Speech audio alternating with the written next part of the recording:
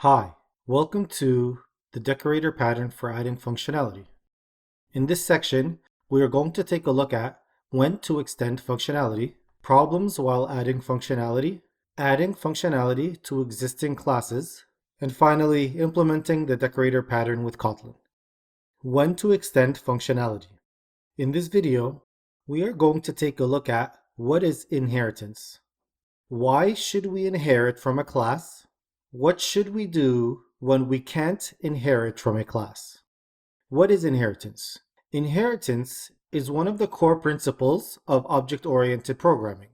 Encapsulation, abstraction, polymorphism, and inheritance are the four core principles of object-oriented principles, and you should be very familiar with them.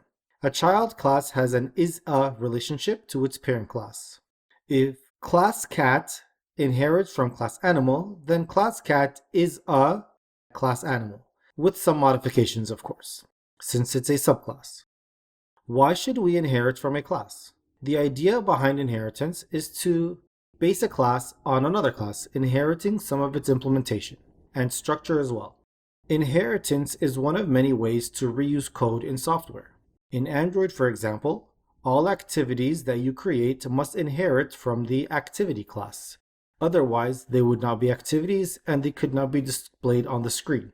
In summary, inheritance allows us to take an existing class and add or modify some functionality to it. What should we do when we cannot inherit from a class? In some cases, we want to add functionality to a class that is final, such as the string class in Java. The string class in Java is final, so it cannot be extended. You cannot say, I want to create a class called custom string, which extends string. It won't let you do it. The compiler won't allow it. So what do you do when you need to create a custom string class or a custom class that is based off of string that uses some of its properties? Well, this is where decorator comes in. You also cannot extend more than one class at a time.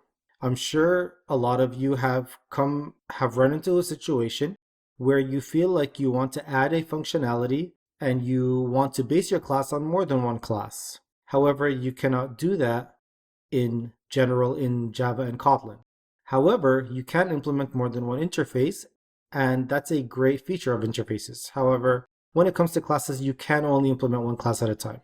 And that comes back to the is-a rule, because one class can only be is-a of another class. And this is where the decorator pattern comes in. The decorator pattern solves all of these problems because it does not have any of the limitations of the extending or subclassing paradigm that exists in software.